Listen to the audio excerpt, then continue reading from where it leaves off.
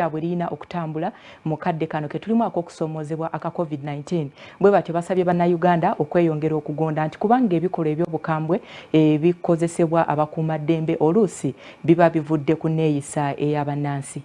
Tulabeera ebikolwa eby'obukambwe ku basirikale baffe newankubadde tuvuddeyo nnyo okuwabula abantu n'okubalaga nti ebiragiro birina okugonderwa mu kiseera kino, naye era mulimu abo abasigala nga banyooma banna security ekintu ekitali kirungi. Kino kiviiriddeko abamu okufa ate abalala n'okufuna ebisago.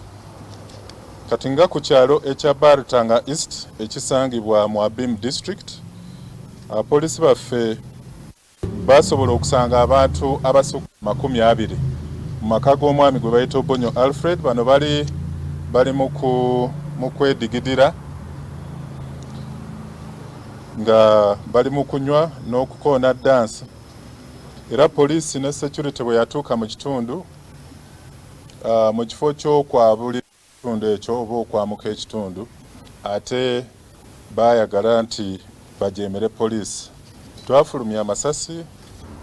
Ate mu kitundu ky'e Naggalama ku kyalo ky'e Bukasa kimenyedde Mukono waliwo akabondo k'abo abatambuza amajambiya awamu n'emitayimbwa nga bano bagenda ne bamenya mu factory n'amayumba ne basobola okunyaga. Basobodde okunyaga ku kampuni y'Abachina eyasa amayinja ne banyaga $7 n'obukadde 2.5 n'amasimu.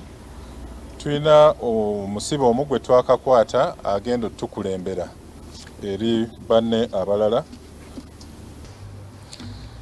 Ensalo zaffe zikyatambulira ku biragiro ebyatuweebwa nga baddereeva bokka be bakkirizibwa okuyingira n'okufuluma, nga tulina ensalo nnyingiko eziyingiza n'okufulumya baddereeva.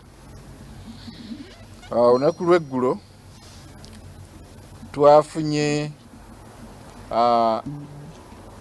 eri akatambi akadde katambula ku social media nga eri agamba nti eriyo dereva w'e Kenya atali wa motoka zino ennene naye akamotoka akatono nti gwe baakulusanya mu kibira ky'e Busitema. Ensonga ezo ne baziroopa nga kagamba nti baziroopa poliisi. Ensonga ezo zikyanoonyezebwako, naye ye bujjayo tujja kumanya obutuufu bwazo. Kigamba nti baddereeva abanaaba bazze nga bagenda mu bondi bajja kugenda mu bondi, era banatuuka mu bondi ejja bbawo ekifo we banaabeera. Naye baddereeva banajja ng'essaawa okutuuka mu Kampala ng'essaawa zisusse 10 bajja kuba bapaakinga e Namboole oba e Mukono waliwo ekifo kya railways gye bajja okuba nga bapaakinga. Era Uganda Revenue Authority yejja okwasaganya baddereeva abanapaakinga e Namboole nga batuusiza ekiseera eky'okugenda mu bonds ezo.